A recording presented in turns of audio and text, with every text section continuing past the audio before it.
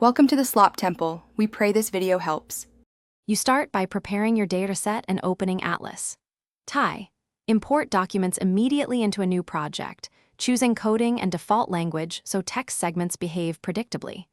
Once done, group files by source or participant ID to keep comparisons clear.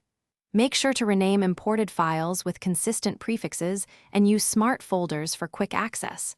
You'll save time later when coding. This first step prevents messy data and ensures every document is ready for fast, accurate tagging and retrieval.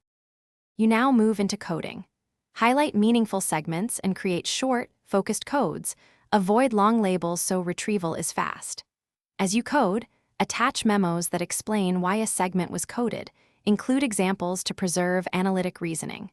Once you have initial codes, organize them into code groups and assign colors for visual scanning.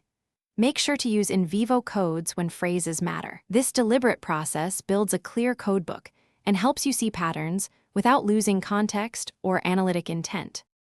You finish by testing and exporting your findings. Run targeted queries, co-occurrence, word frequency, and filtered document sets to verify relationships. Once you spot patterns, build network views and charts to visualize connections between codes, memos, and documents. Then refine codes and merge duplicates, update memos with final interpretations. Finally, export your codebook, quotation reports, and visual maps for sharing. If something breaks, check document encoding and duplicate code names first. Correcting those usually. Thanks for watching. Consider subscribing if we helped you.